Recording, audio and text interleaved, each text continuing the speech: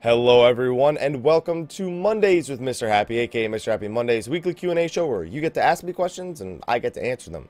As you can see, I am back in New Jersey. I miss LA, I miss my girlfriend, and I'll probably be going back there later this year. In fact, I'm already planning on going back to LA later this year, but we'll talk about that when the time comes. I do have a few other quick things to talk about though. I have a new stream schedule. I mentioned it in prior videos, but instead of streaming from Mondays through Fridays, I now stream 7 days a week, 5 hours a day. If you want to know the exact hours, it's in the description of the video below. But I've just enjoyed streaming so much that I wanted to take it to the next level. And taking it to the next level involves playing some Final Fantasy XIV every day, then playing some other games that I've been dying to play, like Final Fantasy IV, planning on playing the After Years, Witcher 3, and basically whatever game I want to play. Like, I want to have all those extra hours so I can not only stream more, but so I can play other games and entertain you guys in other ways. So hopefully you guys enjoy that. Also, another thing, this coming Saturday, speaking of playing other games, I'm going to be celebrating my Twitchiversary. I have been partnered on Twitch for over a year now, and wanted to do something to celebrate, especially because there's a lot of people out there who have supported me throughout all 12 of those months. So there's going to be a variety of events of different games that I'm going to be playing, but one of the things that I'm going to be doing is I'm going to be playing Smite with the mods on my Twitch channel. So Smite is a MOBA. It's a third-person perspective though, so it's more like the MMO perspective you might be used to as Final Fantasy XIV players, as opposed to that top-down point-to-click way of playing. I love the game. I haven't played it in a long time though, so it's going to be fun going head-to-head with my mods to see who can best each other in Smite. So anyway, be sure to come by this Saturday. It's going to be a lot of fun, and I'm hoping you guys will share the fun with me. But anyway, at that point, and I say but anyway way too much. But anyway, let's start answering some questions, because I know that's what you guys really, really came for. Alright, so we're going to do the same thing that we've been doing most of the prior weeks, where I answer a few questions on YouTube, and then I switch over to the Dream Network forums, and I answer the majority of the questions from there. So, the first question, Mrhappy, big question for Dark Knights. I'm a bit of a hoarder, and I hoard gear for instant equip for Dark Knight. But the question is, with Dark being a dark magic user, do you feel that there is a chance that it will use intelligence as a major stat? Okay, so I'm actually going to answer this not like, just rush it, saying, no, it's going to be tankier. Just because of the way that they sort of teased the Dark Knight. So, from 1 to 50, they've already confirmed Dark Knight will use tank gear. But they specifically said 1 to 50. Now, the question is from 51 to 60, if it'll be almost like Ninja, where they'll just get their own set, but it'll still have, like, the stats that they need, which could still be Strength and Vitality. You never know. We just don't know the way that they're going to be planning out the gear. I would guess Strength and Vitality. For once, I'm not going to rule Intelligence out. I got burned on Ninja with that, saying it's going to be Strength because it's melee. It's going to be Strength because it's melee. They could just make a whole new set, man. They could just throw onto the gear. I would guess Strength and Vit. I'd save up tank gear, especially because you can't be saving gear over level 50 anyway, so it doesn't matter. Save up your tank gear for 30 to 50. From 51 to 60, you're just going to have to wing it and see what we get. Next question. Hi, Mrhappy. I love watching your videos. Keep up the good work. Thank you, my friend. I just have 2 quick questions for week number 38. 1. With the benchmark software that Square Enix released last Monday, what are your opinions on the Raw character creation? I'm not a big character creator in the first place. Like, I don't like to spend a lot of time, like, planning out my character and looking at all the little clips. I'm colorblind. I screw everything up with the character creator. Even if I made my character look good, the colors, it's terrible. Trust me. But on that note, it's another race. To me, that's all it is. It's just, hey, here's a race. It has this different distinction from the other races. And then it's got some settings that feel unique to the Ra, and, like the scales and some of the hairstyles. But then it's got a lot of things where I'm like, oh, I think the other races have those. And, I wish it was a little bit deeper, but I'm more concerned with the actual gameplay aspect of the game anyway. So, really, character creation's not my bag. And the second question was, are you going to switch your alt or your main to Ra? I mean, I have 4 Fantasias on my main, so if anything, I switch, see if I like it. If I don't, I switch back. Like, that's probably what I'll end up doing. My alts, I mean, I have a Fantasia on them. I don't know. It's not like I'm trying to get on the Ra hype train. It's just maybe I want to see how I like playing it as opposed to Lalafell on my main. Alright, and on that note, I am going to switch over to the Dream Network forums. Remember, you can go answer questions there. No. Ask questions there in the description of the video below. Just got to sign up real quick, and you should be good to go. So, first question. Hey, Mrhappy, Dune here. Just found you recently when I came back to the game from a 9-month hiatus with a lore-related question. Alright, time for me to screw this up.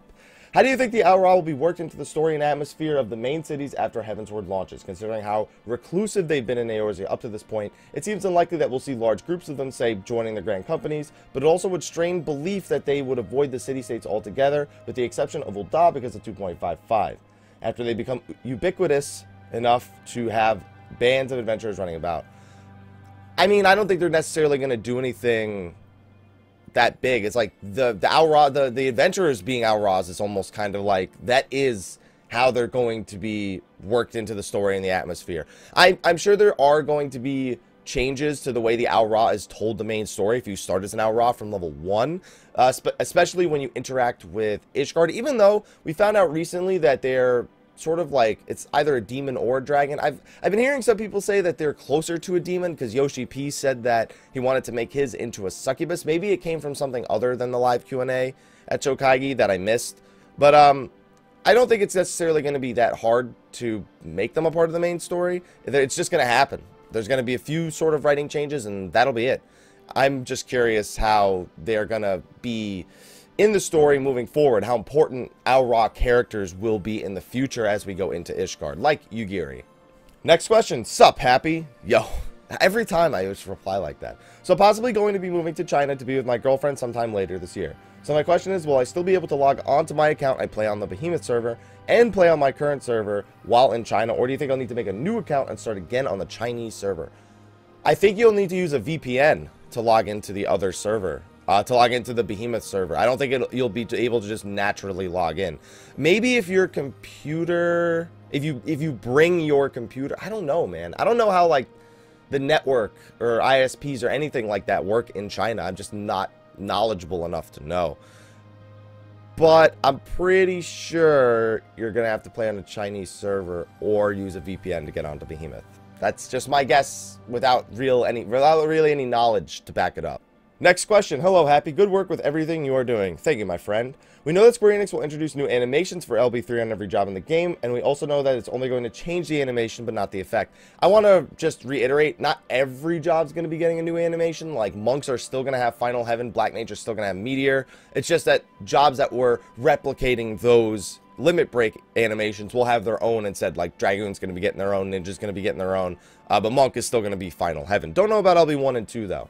My question is, what would be the pros and the cons of also changing the effects of the LB3? For example, Nin LB3 can apply a debuff that will increase the damage dealt by your party by 50% for 5 seconds, like an LB3 trick attack, or Monk can apply a debuff that makes the whole party take no damage.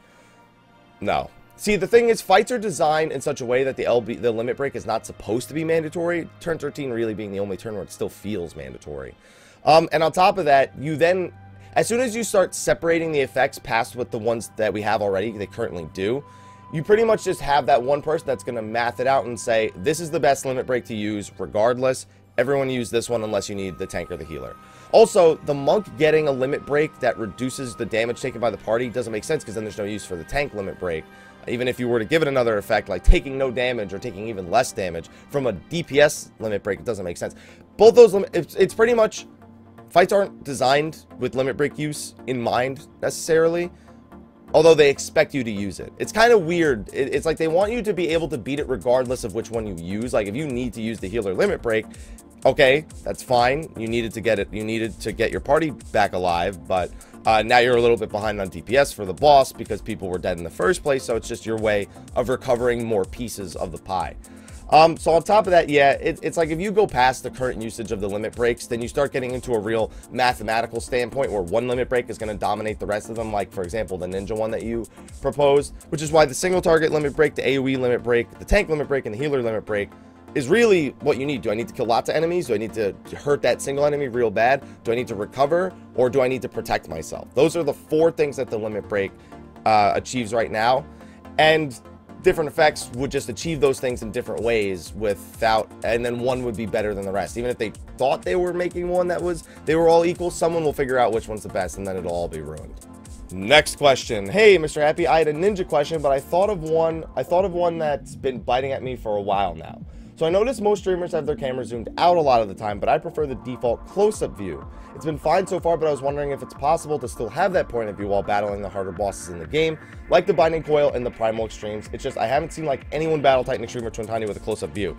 And you've never seen me Excuse me, you've never seen me stream first person no UI Titan Extreme.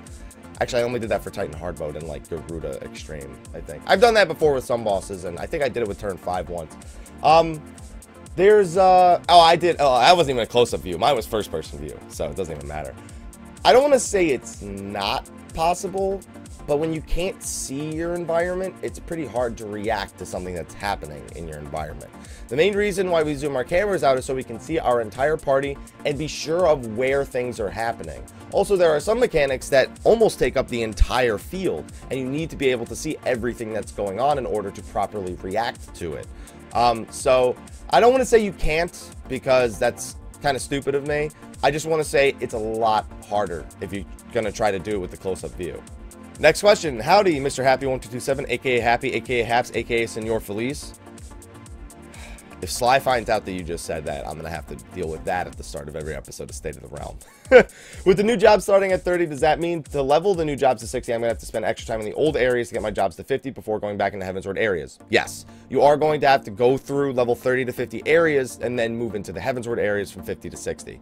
So, yeah, that's what you're going to have to do. Also, you should make do whatever makes you happy or some version of that your catchphrase, seeing as you're always telling people that.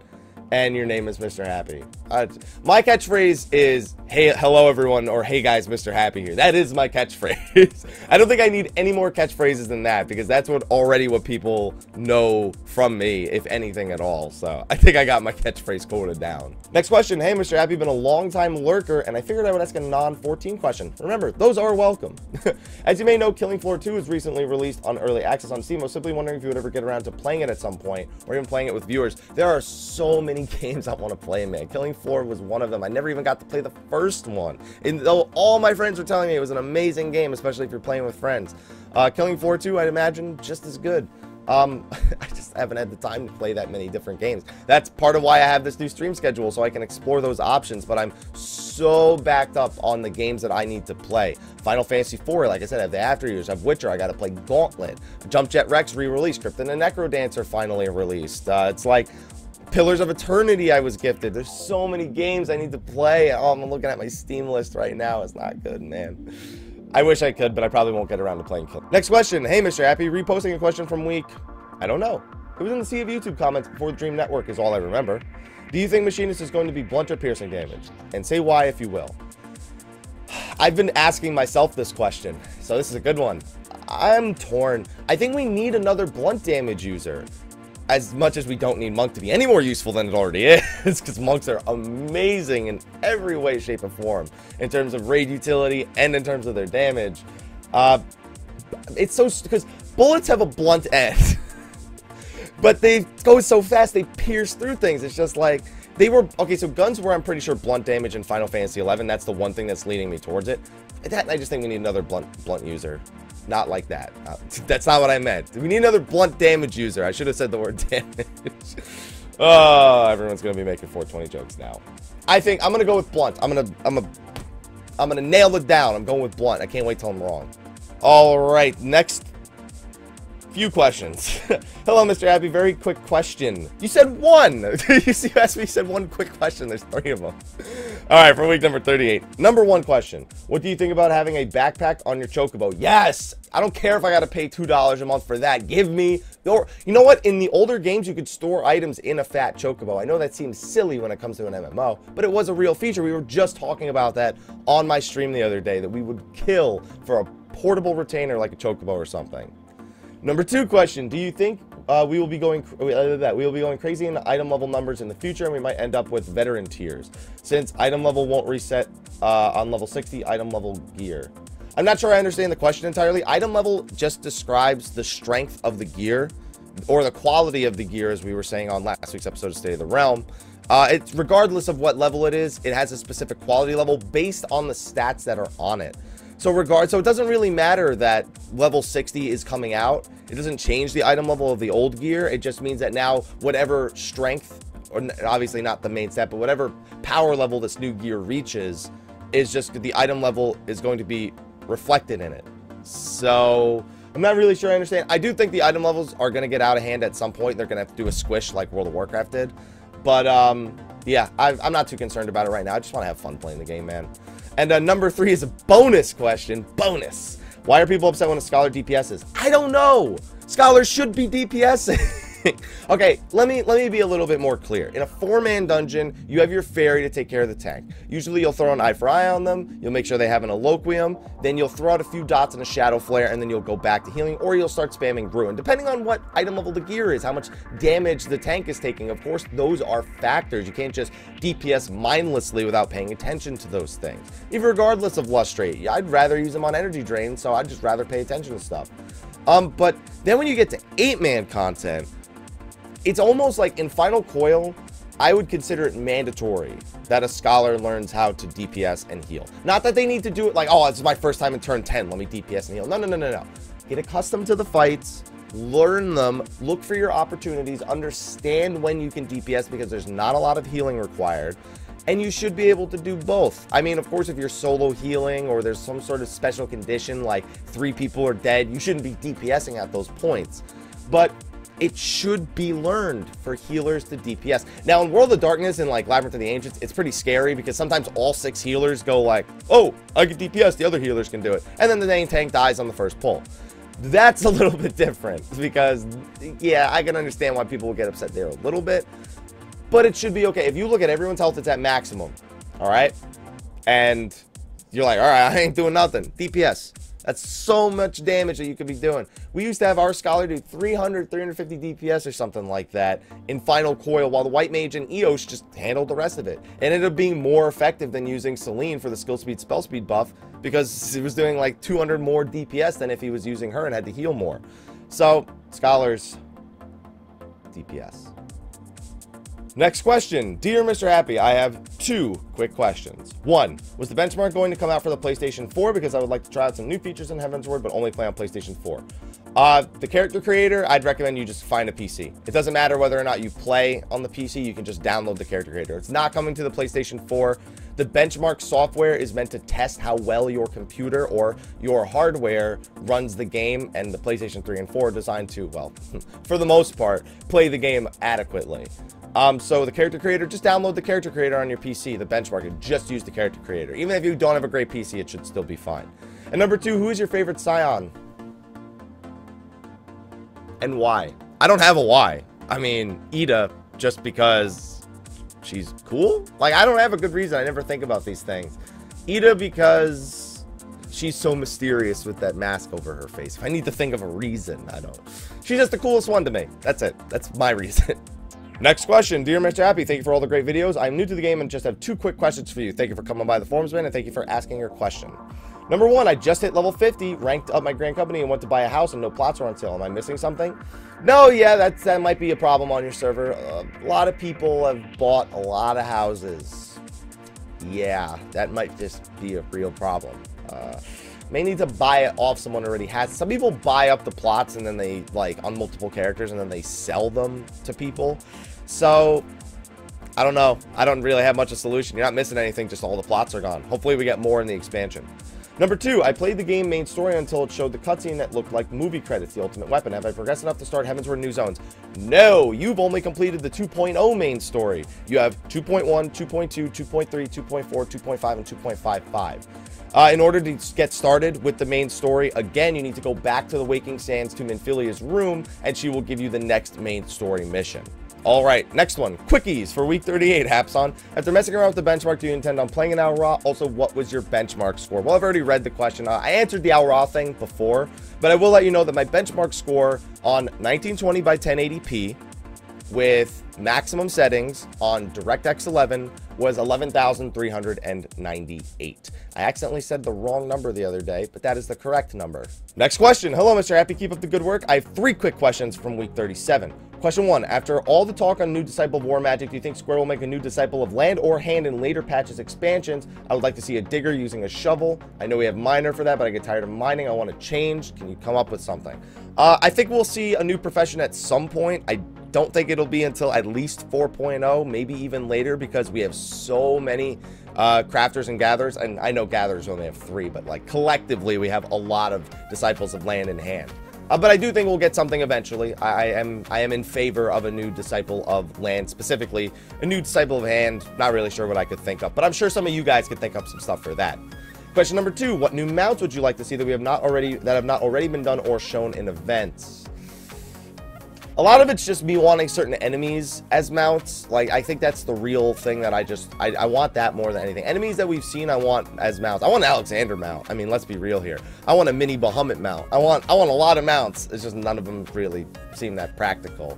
You know what I want? Here's the mount. For like the 3-year veteran reward or something like that, I want a Chimera mount. Or not a Chimera mount, a Hydra mount. That's what I want. I want a Hydra mount. I don't know how you would see over its heads unless you sat on one of them, but I would like a Hydra mount. And question number 3, after looking in my armoire, I forgot about the lightning event weapons. Do you think we will see classic weapons from previous Final Fantasies in the future? Yeah, I think they'll do that little fandom at some point. I mean, we just got the Cloud outfit as a 2-year veteran reward, so I wouldn't be surprised. I'm not going to rule it out. They love making this sort of a melting pot of Final Fantasy fandom, so I expect they're going to do more things like that in the future. Next question. Hi, Haps, long-time watcher, first-time asker. Thank you for coming by. In honor of your vacation, I was curious if you think a major network like ESPN or someone who hasn't tried could make it decent TV coverage for esports. Well, ESPN has tried, but it's on one of the other, I think it was on like ESPN2 the other day. They showed off the, was it Heroes of the Storm or was it Counter-Strike? I think it was Heroes of the Storm, and people were writing them angry letters and like on Twitter and their website and everything, telling them that's not sports, that's not, they could, they just have to want to. They could very easily do great coverage on esports, but the thing is, a lot of esports are already so popular on like Twitch and whatnot. Transitioning over to that platform is almost like, I don't know. I guess my opinions on it aren't very well educated. I just feel like we already have a good platform for watching esports. I would love to see ESPN cover it. I just question what the ratings would be like, especially after what ESPN2 got the other day. Next question. Hi, Mr. Happy. Hi. What do you think the price of the treasure maps will be like after 3.0? Okay, so here's the thing. Treasure maps are still going to have those vanity rewards that people want. I don't expect the price of the treasure maps to change all that much. I expect we'll get new treasure maps, but I still expect these ones to kind of sell for the same price, if not maybe more, because less people gather them. And even the Payskin map will be very soloable, so things like the Bluebird minion and whatever else comes from the Payskin map, I expect them to still be worth quite a bit of money. I don't expect the price to diminish unless they move those rewards elsewhere. Then they'll definitely diminish, or they increase the drop rates or something like that. Next question. Hey, Happy, I got a weird question here, and I would like to see your thoughts on it. I played Guild Wars 2, and their interesting take on the markets was pretty cool. I don't know if that has changed, but early on, it made gold sellers, I should say, laughable. Basically, if you're unaware, they sold gold in-game. Oh, I knew. The currency had its own exchange rate, it's with the gems or whatever it was called and such, but in order to get, say, epic gear will cost over $1,000. In my opinion, if you want to spend that much, by all means do it. However, it would be easier to just farm for the gold. Do you think that idea in Final Fantasy would work to slow down guild sellers? No, because then they would just buy up gold and sell it on the market. That's what they will do. They're not going to be like, oh, well, we can't sell it to players. They're like, hey, we'll sell it to the fucking company. Sorry for my language, but I hate, and I don't hate a lot of things. I hate Guild Wars 2's way of doing their market, because guess what? Now the guild sellers are just making money they're making money from the players anyway. They're just not bothering them all the time to do it, and players can do it legitimately without getting banned. It's pay to win. I don't like it. That's pretty much the bottom line. Just because you can, that's like a mobile game. Mobile games do that. Oh, I could farm up, you know, this for however long. Even Final Fantasy Record Keeper, which I've been playing, you could do that. Oh, I could farm up Mithril every time they do a new event. Or I could spend $30 right now and draw 11 relics and hopefully get something good. Difference is being this is a gamble. This one's guaranteed. But it's pay to win. That's the bottom line. And I don't want any of that in Final Fantasy. Excuse my language. I apologize. Next question. Quickie for Mondays with Mr. Happy, aka Mr. Happy Mondays, aka Mr. Happy with, wait, Mondays with Mr. Happy, aka Mr. Happy Mondays. Oh, I see. You did the whole thing at once because that's the name of the whole show now. I get it. Anyway, moving on. For the number crunchers, what is the actual main stat boost calculation behind party bonus? I've read a flat number, 2.8%, 3%, etc. I never found a concrete answer. Inquiring minds need to know. I have 649 decks on my character. Because I have 668 decks, so that's 19, so just 19 divided by 649. Yeah, I got like 2.927% or something like that. Round up to 3 or do a 2.9, but that's what it is. The 19 is probably rounded, so it is 2.8 or 3. It's probably 3. Because this seems a little bit high for it to be 2.8. So yeah, it's probably about 3%. Next question. Greetings, Happy. Question for week 38 with the expansion right around the corner. Do you know and or think we are getting a new Grand Company for Ishgard? I personally want it because I find the flag good looking. Here's why I don't. PvP. Unless Ishgard acts as a neutral and you can play on any PvP team. I would love that, but then everyone would probably just pick Ishgard. So, I would like it. I'm not saying it won't happen. I'm just saying with PvP being Grand Company based and that they saying that that won't change, kind of hard to think that we'll be kind of trusted by Ishgard enough to join the Grand. Maybe it'll be like a reputation thing like the Beast Tribes. That's a possibility, as opposed to the way we have it traditionally. Can't say for certain. Sorry. Next question. Hey, Mr. Happy. I just wanted to bring up something that my free company have mentioned I thought was interesting. As we will all be rushing to 60 in the expansion, how do you think item level will scale? My free company mate said that maybe at 55 you get item level 100 gear, and then at 60 it pushes to I-160, with the first set of tomestones 170, with esoterics then up the limit with each patch, like they did with 2 to 2.5. Love State of the Realm in your vids. Keep up the good work. Thank you, man. Thank you, thank you, thank you. Quick edit this way. All the players who have item level 100 plus gear will have some sort of reward for pushing for Dread or Iron Augmented gear. Oh, so, okay, they said item level 130 was going to be a high starting place for leveling. I don't think that means it's going to last you all that long. I'm pretty sure that soldiery gear, which is item level 100 going into 110, will be available in the first dungeons as opposed to being available from vendors in the expansion. And that Ironworks gear, being item level 120, will be available from around the level 53, 54 dungeon, whatever it ends up being. And then I think from that point on, we'll be going above. I think item level 160 is about where I'm expecting things to go as well. 170 is absolutely where I'm expecting law gear to go. I'm expecting tomestones of law to be item level 170, with tomestones of esoterics to be, I don't really know because of Alexander Savage, its correlation, like how good esoteric gear is in comparison to Alexander Savage gear. But 190, 195-ish, that's where I'm expecting it to go. Other stuff like primal drops and whatnot, I'm expecting to hover around 160, 170, maybe a few things for 180, but mostly just, yeah, around that level. I think we're both on the same page for level 60, just a little bit different for the leveling process. Next question. Hey, Mr. Happy, thanks for answering all my questions. When I think of them, I look forward to Mr. Happy Mondays every week and hopefully any more. My question this week is this. The benchmark came out last week and I was super excited to download to see if my Mac could handle 14. Sadly, it seems there is none for Mac. And the idea, they said they'd be making a benchmark for Mac, or we have to wait for the expansion to come out.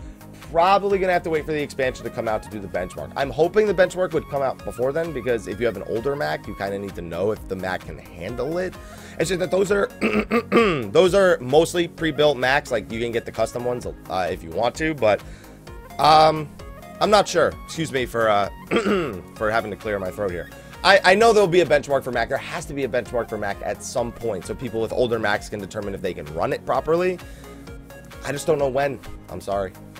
Alright guys, I don't have too much time left. I have to get this video up and posted because I have a live stream to do in a few hours. So I'm just going to answer a couple more questions, and some of you asked a lot of questions here. Holy moly. Alright, I'm going to grab 2 more people's posts, and then I am going to have to call it a video. Apologies for anyone who still has outstanding questions in this section. So, alright, first question. I'm just going to grab this one at random. Hi, Happy. Question for week 38. The raid group I'm currently in just beat turn 12 last week. I was wondering if there was anything that may be done different in turn 13 now compared to your guide that makes things easier or simpler, especially since we have Echo.